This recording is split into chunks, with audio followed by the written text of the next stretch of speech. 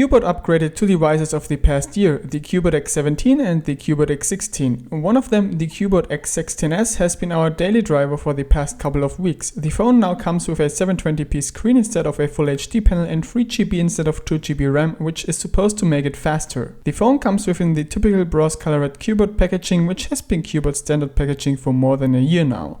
Design-wise, nothing has been changed compared to the predecessor. The phone is built around a solid metal chassis, which is one part with the phone's frame. Being sold at only around $110, this definitely can be called a highlight.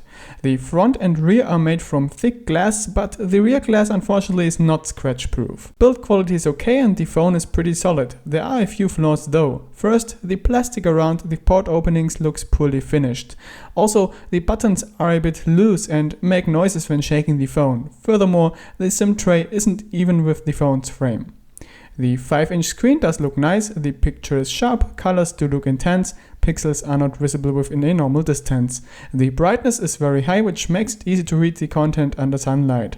Automatic brightness control, however, doesn't work well. It's not quite precise, which wastes a lot of energy. Manual control could be more accurate as well. The lowest brightness level still is too bright. The touchscreen works nice and precise, fast typing isn't anything of a problem, and it does recognize up to 5 fingers at once. What we don't like is that the surface isn't very smooth. Also, it's a real fingerprint magnet, which also applies to the phone's rear glass. Performance-wise, Cubot delivers according to what we are used to from them. The brand is known for excellent optimization, and they did that again with the X16S.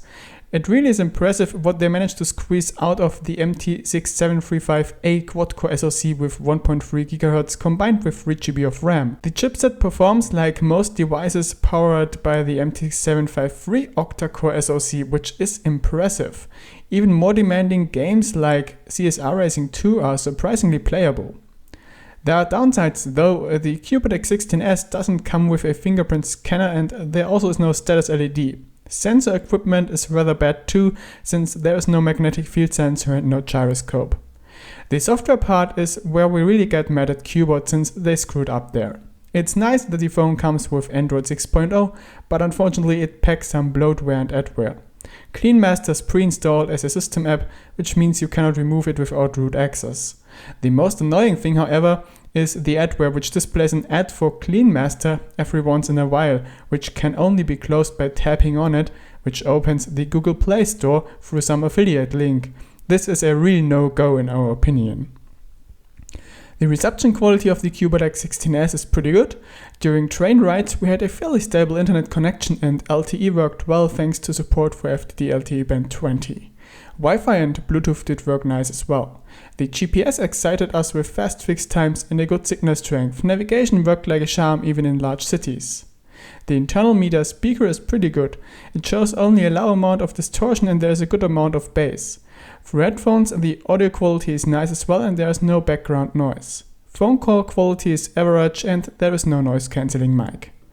In the past, most Cubot phones offered a very good camera performance. Unfortunately, that's not the case with the Cubot X16S. Despite using the native resolution of 8 megapixels, the pictures we took with the phone don't look very nice. They lack detail and the borders of objects often look overdrawn.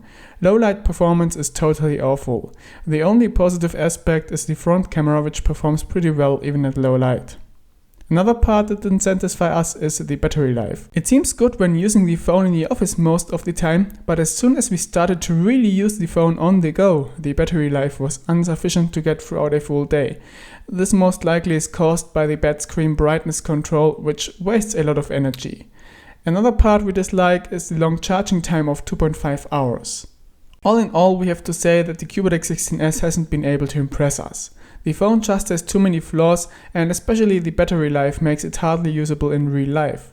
Cubot might be able to improve everything a bit through software updates, but at the current state we cannot recommend the phone and recommend to go with the predecessors instead, especially the Cubot X17. So that's all from our side. If there are any questions left, please drop a comment. The shop link and more information can be found in the video description. If you like what we are doing here at China Mobile Mac, please pass a visit at www.chinamobilemac.de or at our English site chinadevices.net and follow us here on YouTube. Thanks for watching, bye bye, over and out.